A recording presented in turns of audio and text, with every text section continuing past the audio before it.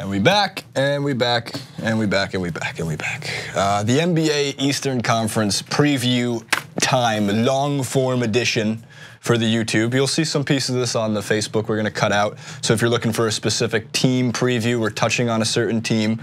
We've already done the Western Conference. It took only 30 minutes. Good timing. Andre is joining me as always. He'll be joining me throughout this NBA season to talk about just how unbelievable the future president of the United States, Joel Embiid, is at basketball. But as for the Eastern Conference, Mr. Snellings, the hoops doctor, we'll do the same thing. 5 through 8, we'll tease the audience. Who do you have and why and how and will they make it to 500? Right. So,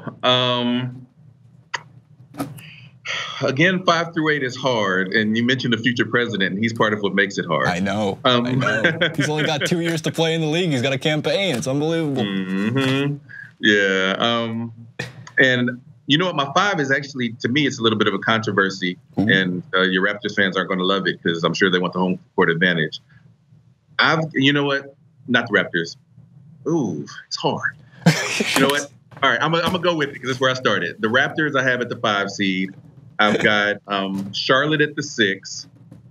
My 7, 8, and 9 are 3 teams. There's my head and my heart. Okay. So the head says? The head says that the future president probably doesn't play 70 games, in which case the Heat and the Pistons will be in those 7 and 8 slots. My heart says that Embiid actually gives us 75 games this year, in which case the 76ers come in probably at the 7 slot. Ooh. And my heart would also have the Pistons at 8. I am just outside of Detroit, even though honestly it's hard to imagine the Heat not making it. Yeah. But yeah, if we're going with my heart pick, then 5 through 8 will be, you know, the Raptors, Charlotte, the 76ers, and the Pistons. Yeah, the East is it's a complete mess. I have the Raptors in my top 4. I guess I might be overrating them, but just based off what we saw last year with the Miami Heat and that awful start, which made you look like a genius because you thought there was a chance potentially that they could be one of the worst teams in the league. Then all of a sudden, Eric Spoelstra takes a team that was -7 and 14 at that point. They were in the negatives of the win column. And he came within a half game of making the 8th seed, and again, a weak Eastern Conference. Technically, the East is still as weak, technically, if not weaker, as most stars left. Although some teams might have gotten better from stars leaving, or at least retooled to fit the star leaving. I have the Heat as the 5 seed, and I think they could win like 45 to 47 games. A lot of it comes down to, do we believe Dion Waiters? Is he trying to sell us a timeshare? Are we getting caught in this trap? Is Waiters Island a good resort? Is it a bad resort? Is it something that we want to spend time on? Is it something we want to spend 82 games on? And of course, Hassan Whiteside, I think I'm doing it because of Spoelstra. I think he's a good coach. I think he could be coach of the year if he can get them to this point. I guess that means you have like the Bucks as the 1 seed, which is awesome because King Tentacumpo's coming. Because I have the Bucks as the 6, the Hornets as the 7, and of course Joel Embiid and the 76ers as the 8th seed. Are you kidding? That team's gonna not only win, they're gonna upset the Celtics in the 1st round, then upset the Cavs in the 2nd round, and mow their way right down into the Golden State Warriors. And you just wait.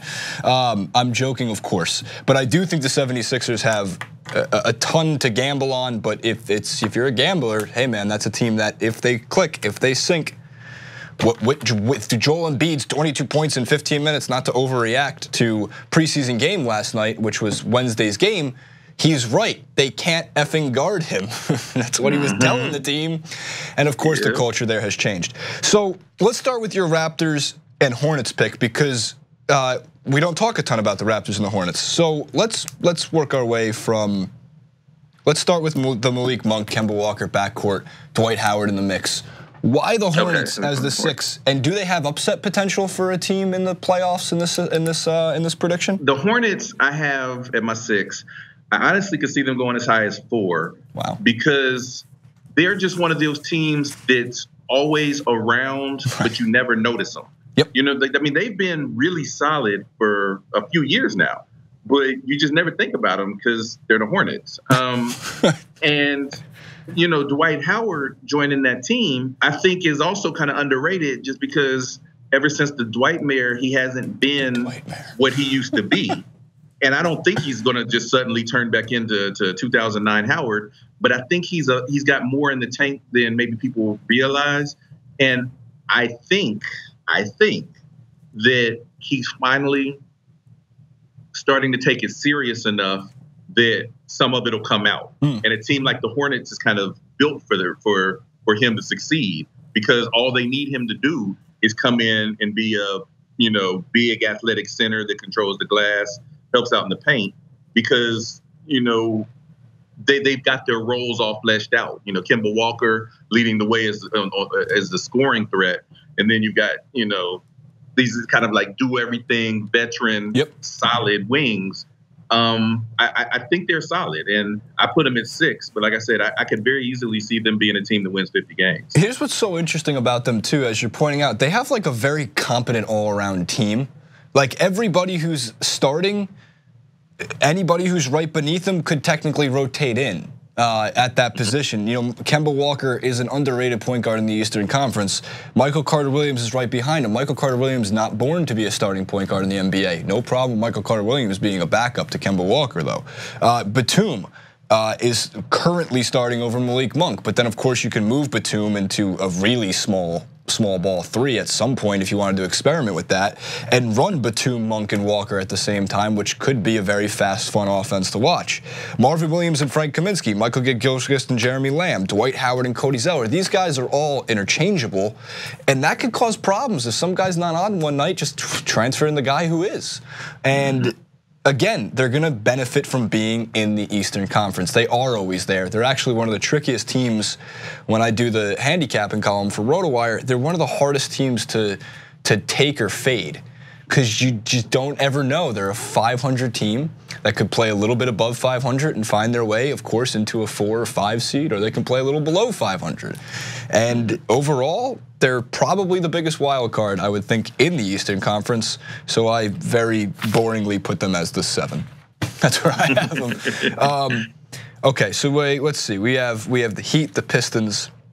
People want to hear about the 76ers. I know this. Injuries aside, Markelle Fultz is whatever the F he's doing with his free throw shooting aside. Something, conspiracy. I think we have a clip titled "The Markelle Fultz Conspiracy" on YouTube, but you know, we're not the rabbit hole type. So the 76ers have the highest ceiling and the lowest floor. They really do.